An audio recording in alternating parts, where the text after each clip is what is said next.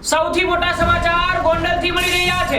ગોંડલના બહુચર્ચિત અમુદખૂટ કેસમાં કાયદાકીય મોટું અપડેટ આવી રહ્યું છે।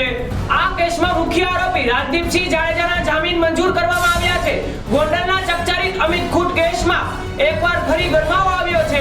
દીપડાના રાજદીપસિંહ જાડેજા છેલ્લા ઘણા વર્ષથી જેલવાસ ભોગવી રહ્યા હતા। તેમને આજે ગોંડલ કોર્ટ તરફથી મોટી રાહત મળી રહી છે। કોર્ટે તમામ દલીલોનો ગ્રાહ રાખીને રાજદીપસિંહ જાડેજાના જામીન મંજૂર કર્યા છે।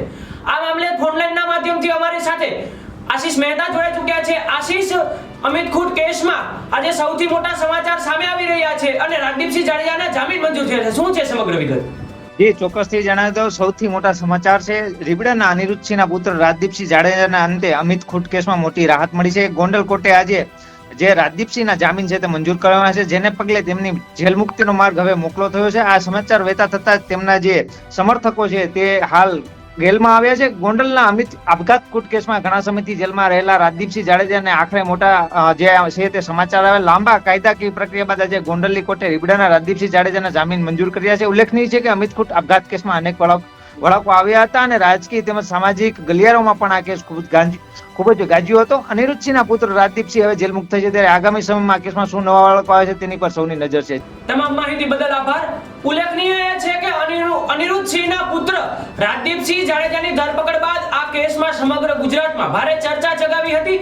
હવે આ જામીન મળતા જ સમર્થકોમાં ખુશીનો માહોલ જોવા મળી રહ્યો છે। ત્યારે અમારી સાથે લાઈવ સ્ટુડિયોથી તુષાર ભાલિયા છે તે જોડાઈ ચૂક્યા છે। તુષાર, રાજદીપસિંહ જાડેજાના છે તે અત્યારે હાલના સમયમાં કોર્ટે જામીન મુક્ત કર્યા છે અને અમુદખૂટ કેસમાં અત્યારે તેમનો જામીન મુક્ત થયા છે। શું છે સમગ્ર વિગત? જી વિશ્વાસ, ચોક્કસથી જો વાત કરવા જઈએ તો રીબડાના અમુદખૂટ આપઘાત કેસમાં રાજદીપસિંહ જાડેજાના ઘણા સમયથી જેલમાં હતા।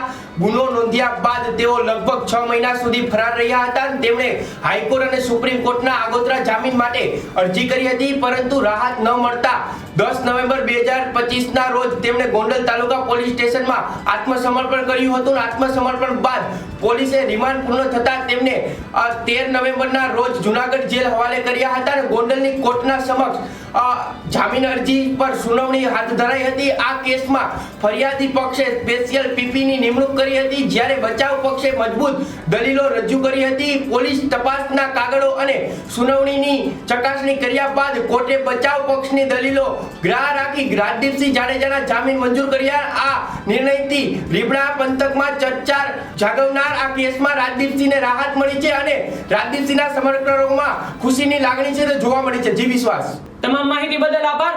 રાજદીપસિંહના સમર્થકોમાં ખુશીનો માહોલ છે તે જોવા મળી રહ્યો છે અને હવે ટૂંક જ સમયમાં તેમને જેલ મુક્તિની પ્રક્રિયા પૂર્ણ કરવામાં આવશે। વધુ અપડેટ જોવા માટે આપ જોતા રહો સત્ય સમર્પણ ન્યૂઝ। નમસ્કાર।